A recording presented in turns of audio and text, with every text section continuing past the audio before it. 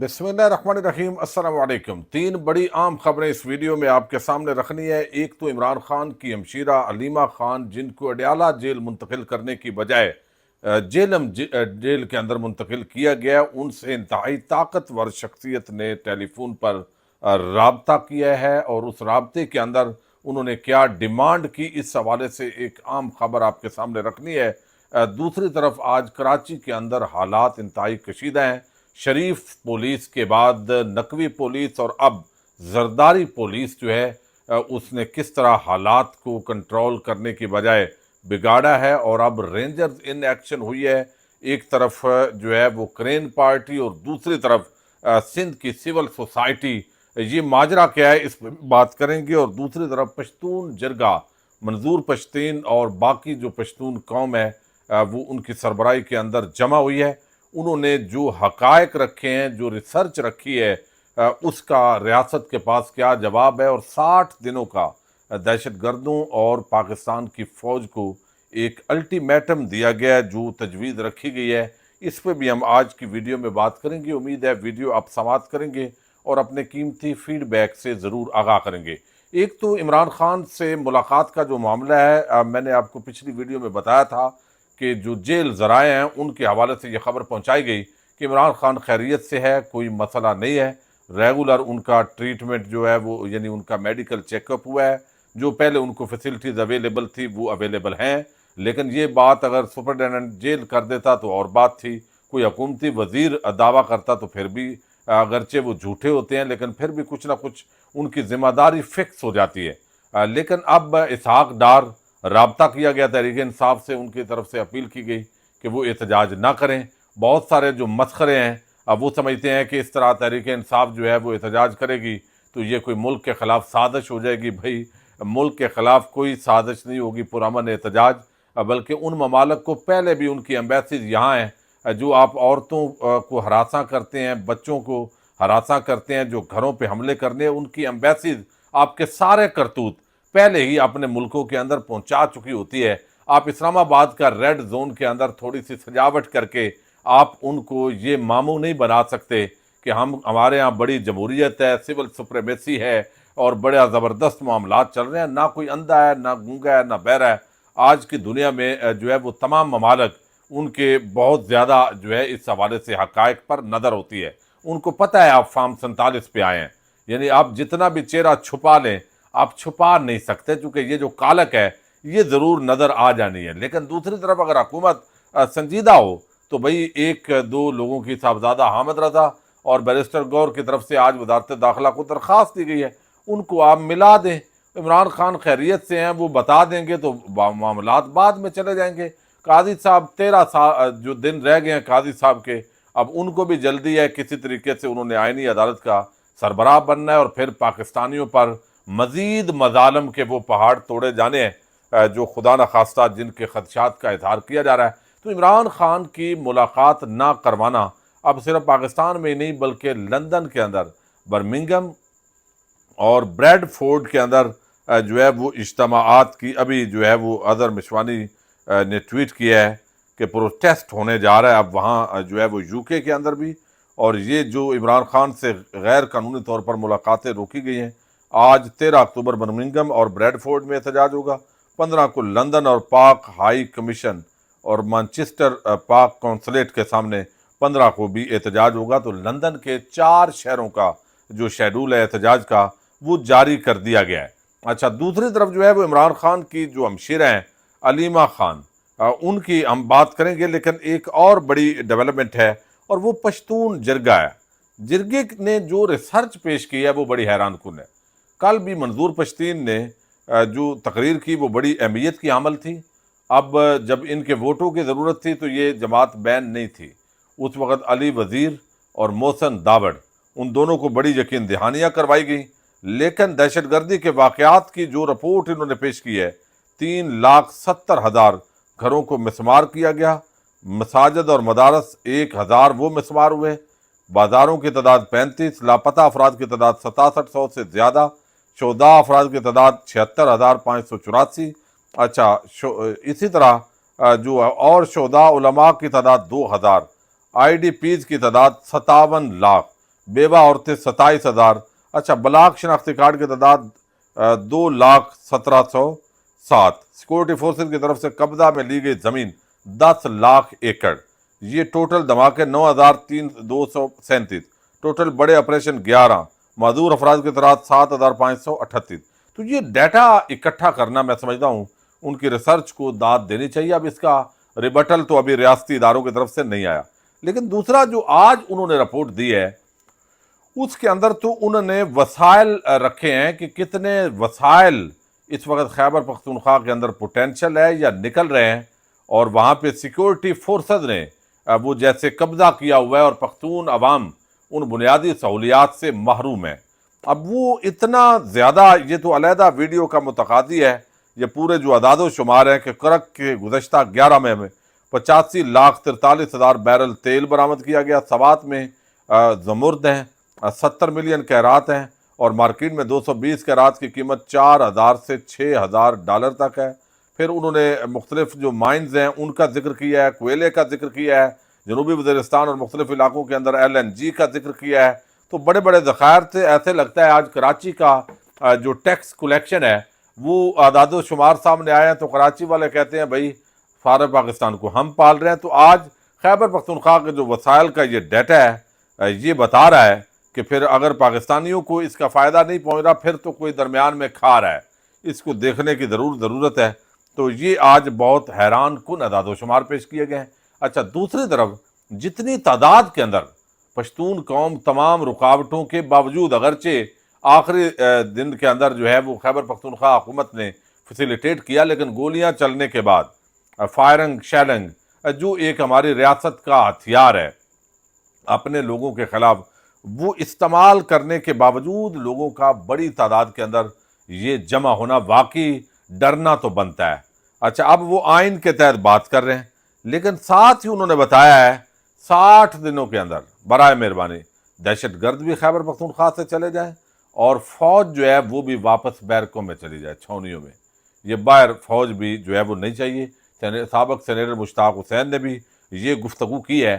تو اس وقت آپ دیکھیے ایک تو تحریک انصاف پاکستان کی سب سے بڑی جماعت، اس کو کچلنے پر بغیر ہمارے طاقتور حلقے وہ کام کر رہے ہیں، اور دوسری طرف جو پختون اور بلوچ وہ جس طریقے سے اسٹیبلشمنٹ کو ٹف ٹائم دے رہے ہیں. اب اس کے اندر بڑی کہانی ہے، اب بہت سارے خدشات ہیں.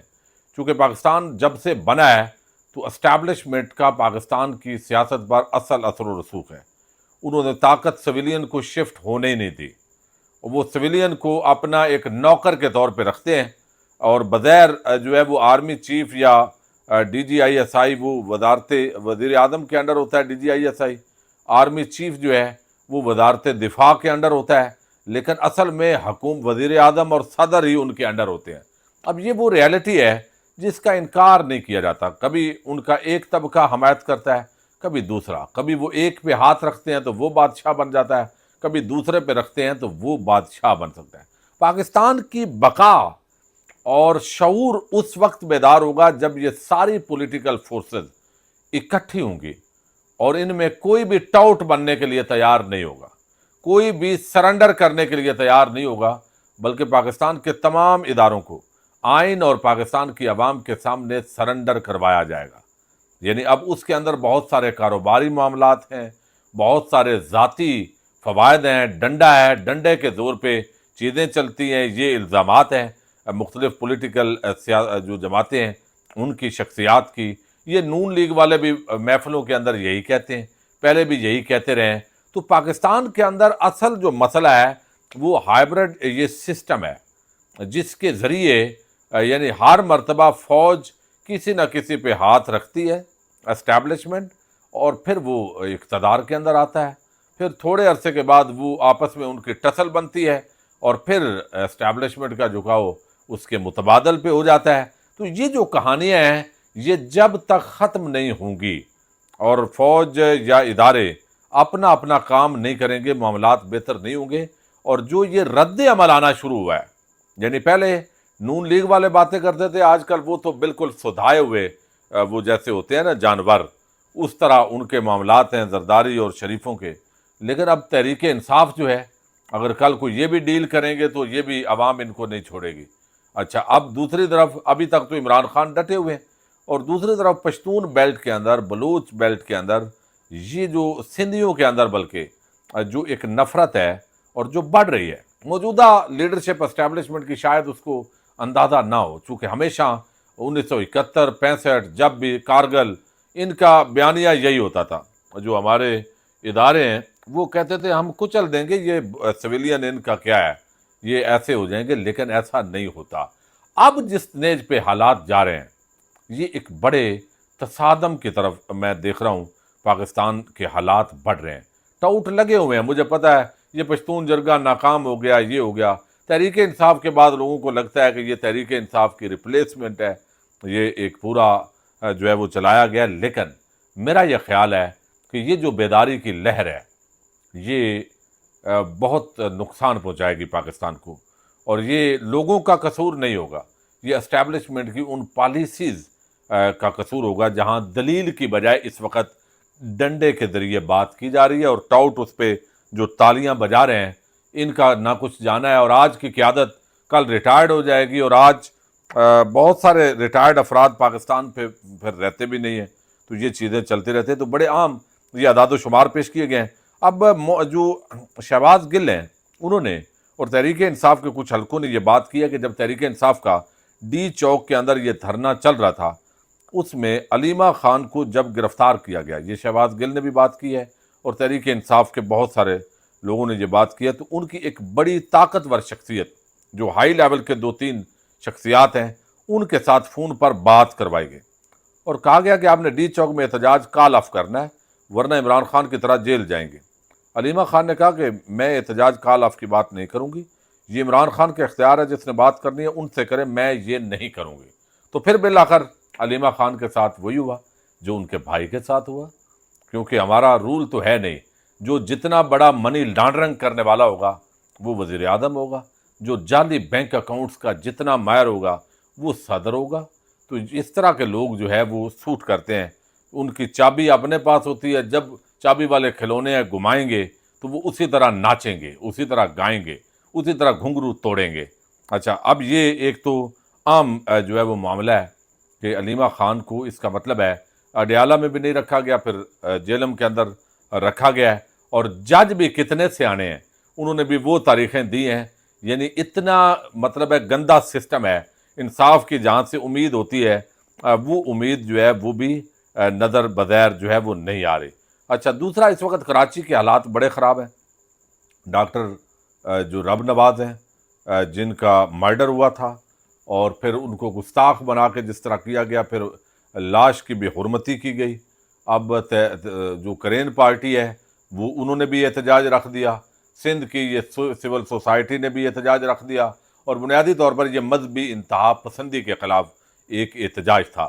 اب دو جگہوں پہ نا پاکستان گھرا ہوا ہے، یہ بات سمجھیں، ایک ہے سیکولر انتہا پسند جو مذہب سے بیزار طبقہ ہے، اور ایک ہے مذہبی انتہا پسند، یعنی جس کو چاہ گستاخ بنا دیا، بدعتی بنا دیا، مشرک بنا دیا، یعنی گستاخ صحابہ بنا دیا، گستاخ اہل بیت بنا دیا، اپنی سند دی اور اس کے بعد فتویٰ جڑ کے تو اس کے خلاف ایک ماحول بنا دیا۔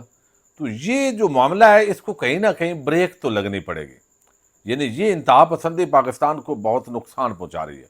ایک بندے پہ الزام لگا ہے اور وہ بتا رہا ہے، یعنی سوات کے اندر جو واقعہ ہوا، کتنے واقعات ہوئے، یعنی اس کے بعد وہ بتا رہا ہے بھائی میں مسلمان ہوں، میں نے یہ بات نہیں کی، میرا یہ مقصد بھی نہیں ہے، میں گستاخ نہیں ہوں، میں میلاد مصطفیٰ مناتا ہوں، میں کلمہ گو ہوں، میں یہ مطلب ہے مسلمان ہوں بھائی۔ اس کے بعد کتنے لوگوں کی ذاتی رنجش، وہ جس طرح سیالکوٹ فیکٹری کا واقعہ ہوا، تو اب میرا خیال ہے وہ وقت آ گیا ہے کہ بجائے اس کے کہ ہم ایکسٹریمزم، سیکولر ایکسٹریمزم ہو یا ریلیجیس ایکسٹریمزم ہو، ہمیں اعتدال کی طرف جانا ہے، اور اسی کے اندر اسلام ہے، یعنی معتدل اعتدال۔ اب اس کے اندر جو انتہا پسند جھوٹا الزام لگائے اور وہ الزام ثابت نہ کر سکے، اس کے لیے بھی جو دفعہ 295 ہے اس کے اندر سزائے موت رکھی جائے، کیونکہ یہ بڑا عام معاملہ ہے، جو بھی جھوٹا الزام لگائے اس کو کچھ ہوتا نہیں ہے اور باقیوں کے پھر حوصلے بلند ہو جاتے ہیں. اور باقی اگر کوئی گستاخی کرے، وہ قرآن مجید کی ہو، وہ صحابہ کرام کی ہو، وہ حضور نبی اکرم صلی اللہ علیہ وسلم کی ہو، وہ بچ نہ پائے. جو قانون کے مطابق سزا ہے، اور اس میں جو پولیس والا جو ادارہ غفلت کرے، ان لوگوں کو بھی سزا ہونی چاہیے. تو اس معاملے کو حل کیا جا سکتا ہے. یہ بڑا سادہ فارمولہ ہے، لیکن ہمارے ادارے چونکہ انتہا پسندی ان کو سوٹ کرتی ہے اور وہ استعمال کرتے ہیں اپنے حق میں بہت ساری چیزیں، اور یہ اس طریقے سے چلا رہے ہیں. تو اب رینجرز کی بتایا گیا کہ وہ ٹیک اوور کیا ہے. کرین پارٹی نے بھی احتجاج رکھ دیا پریس کلب کے سامنے سے، اور وہ جو لڑکی کو گھسیٹ کے زرداری کی پولیس لے جا رہی ہے، یعنی مریم کی پولیس، نقوی کی پولیس، اور اب زرداری کی پولیس. کاش یہ سندھیوں پنجابیوں کی پولیس ہوتی، یہ وفاق کی پولیس ہوتی، یہ پاکستانیوں کی پولیس ہوتی. لیکن اب جس کی حکومت ہوتی ہے، یہ اس کی پولیس ہوتی ہے. تو بہرحال گولی چلی ہے، لاٹھی چارج، تشدد، حالات خرابی کی طرف بڑھ رہے ہیں. پاکستان زندہ باد.